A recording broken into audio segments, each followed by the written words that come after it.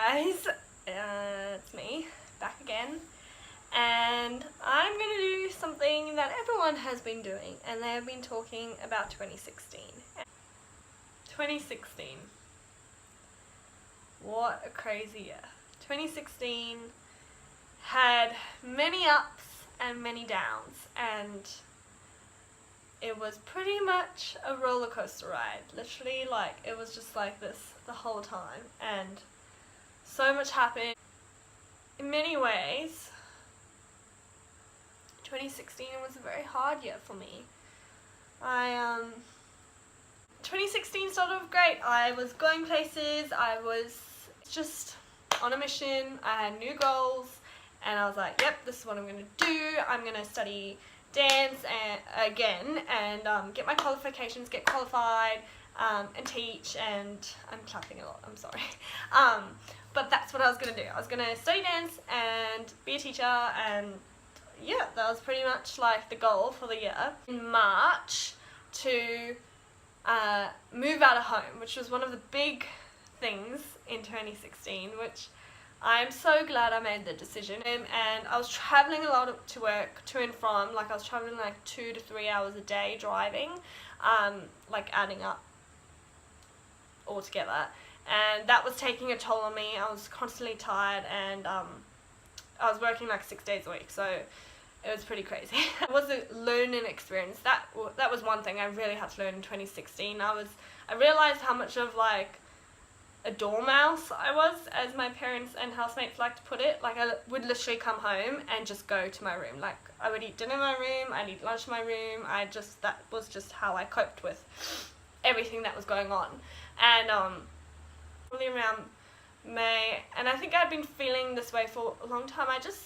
There were a lot of different circumstances, but I just started to feel really, really down, and I didn't quite say anything. Like, I had a few friends that noticed, and one of my bosses noticed, and she's so lovely. Like, I'm so grateful for her. But I just was in the situation where I wasn't loving what I was doing, and I just felt like the life was being like sucked out of me, and I felt a lot of immense pressure from people around me, but also I was putting a lot of pressure on myself to be perfect. As it went on, I just lost the passion and the drive, I guess, and I was still doing it because I felt like I had to do it. Yeah, and then I was just like in church one day, and I just really felt God telling me to just stop, and I was like, well, what does that mean? And in my head, I had the thought of stopping studying what I was doing at the time, and I always find it funny that when God speaks to me, he's always told my mom like 3 weeks before. So I was just like to my mom over Skype, and she went, I have something I need to speak to you about that I've been thinking about for about 3 weeks. And she was like, I just feel like you need to stop doing the studying that you're doing, and maybe stop working at this place in general.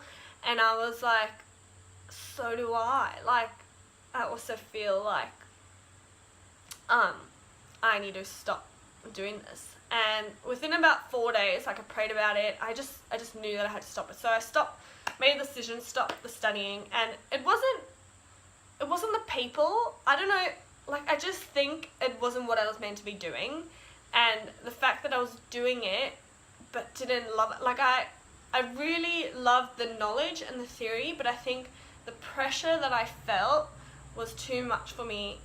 And so stopped that, and carried on working and kept on going, and I just didn't feel any better. Like, I just felt worse and worse and worse, and there were times where I just cried going to work. I didn't want to go to work. I would just like come home after my one job and have like a nap and just dread having to go back, or wake up in the morning and be like, I do not want to go yet, I do not want to do this. And I was also very sick. Like, I was, well, not very sick, but I was constantly sick. Like, every month I would have the flu, like, constantly. There were about, like, probably every month I lost my voice. Like, would have no voice. At one point I thought I had tonsillitis. My throat was so, I literally couldn't even teach. Like I just couldn't talk. So about 4 months later or 3 months later, and I just broke down and said, I cannot do this. Like I cannot, just the thought of doing this makes me not want to do this anymore. And I was pretty open with someone and just said, to be honest, I said I would never act on it, but I'm kind of at that point where I wish something bad would happen to me so that I wouldn't have to go, like so that I would have a good enough excuse not to go to work, like, and I don't think that's a good place to be. Like, not that I would act on it, but the fact that, like, I've had depression before. I did have depression last year, and not only was in this depression state of mind where I knew I was in that state, and admitting that out loud I think was very freeing. And I just had this amazing person be like, well, I had a few amazing people would be like, you know what, you don't have to do it. And my thing was like, but I want to finish well, I just want to finish the year, I want to finish well, like, I feel bad, like, I can't. And I just had one friend go to me and say, Angelica, you know what, finishing well doesn't mean you actually have to finish. It means quitting, like stopping while you're ahead to focus on yourself. And for me, you know, being someone that has been through depression and mental illness, like, my health is so important. And I wasn't healthy. I was constantly sick. I was tired. I was low on energy. And I was very down, very, very down. And so I made the decision to quit. And as hard as that was, like, it's one of, like, I've done some hard things in my life, but that was one of the hardest things because I felt like I was letting people down. But I knew that I had to focus on myself. I knew, and I had so much peace because the world was telling me, what are you doing? Like, you're quitting, like, your job. Like, you've got rent to pay, you know, like, you've got bills to pay, you've got rego due, like, you've got, like, how are you going to do this? And I just felt so much peace. That's a lesson that I've totally learned in the last year, is to just go where the peace is. If God's telling you to do something, do it, because it's for a reason. And I felt so much peace, even through all the thickness of, like, what the heck are you doing? I felt so much peace going into it. Even though I didn't know what was ahead, I didn't know how I was going to, you know, live. Like, I knew that I would have just enough. Like, it would literally be just enough. And within, like, a week of making that decision, it was actually crazy. The amount of extra work I got from so many random places, like whether it was extra nannying or extra babysitting or extra teaching work. It was actually, like, I cannot tell you how, like, crazy it was. And that's how you know when God is in a situation. Within about 4 weeks, I noticed a dramatic shift in how I felt. I was much happier. I haven't been sick since making that decision. I literally have not been sick once. Whereas for about 9 months, I was constantly sick. I suppose that's one, like, there's so many huge lessons I've learned this, like, last year. It's just, one of them would be going where the peace is. Like, if God has told you to do something, do it. But also just trusting, like, some people call it, like, trusting your gut, like, what your gut is telling you.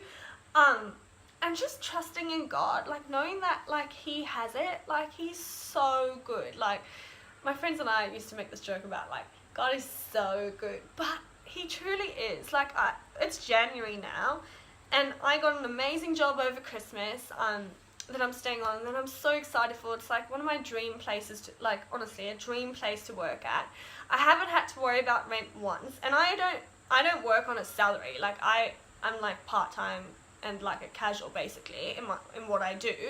And so I've just learned to save over, you know, every time I get paid, and I've never not had, like, that's just God. Like, you know, we have this life, and whether you believe in God or not, but if you do, like, he's so good. And even if you don't, like, he's still good. He loves you and he wants to be like your friend. Like, God's like my best friend, and I often get so overwhelmed by how good, I don't want to cry on camera, but God's just like so good.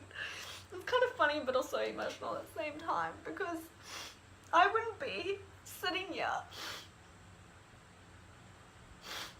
if it wasn't for God. And I know some of you watching this might think I'm crazy, and others of you, you know, might be like, wow.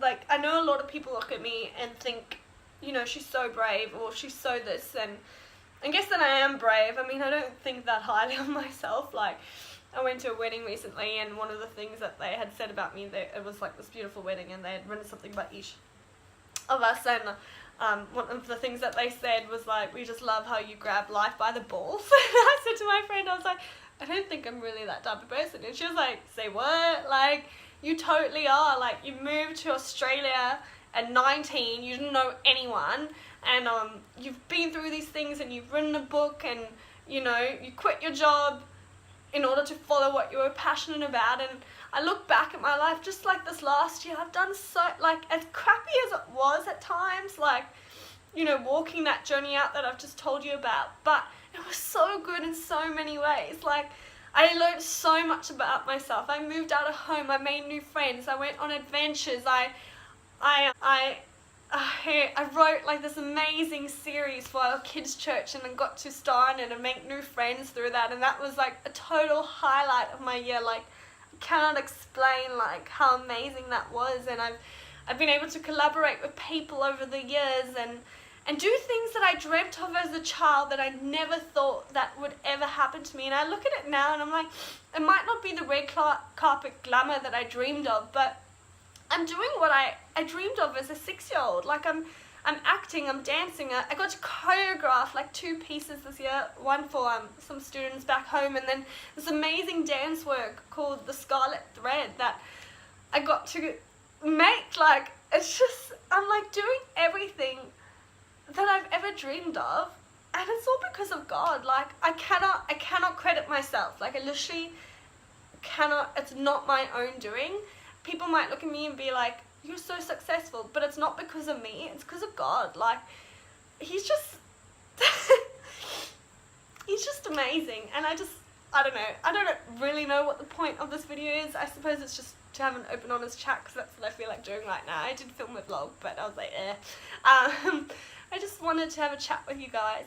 I just want to be real and like be able to look back and like at the end of this year, 2017, and just be like, wow, look what else I did. In the same way, you've got to look after yourself. That's one thing I've learned. If you're not looking after yourself, then what's the point? Like, you've got to do what you want to do. Life's too short, like, not to take risks and go on adventures and be silly. Like I said, I don't take myself that seriously. Like, I really don't. 2016, I'd like to say, see you later. Thanks for all the lessons learned. And 2017, I'm so excited for you. I know that there's already incredible things in store. There are so many good things in the pipeline and so many new adventures. And yeah, thank you for watching. I hope this helps some of you, and I hope that just being honest with you guys, yeah, just share my story. That's what I'm here to do on this planet, is just to bring the good news and the whole life before you, and take every moment as you can.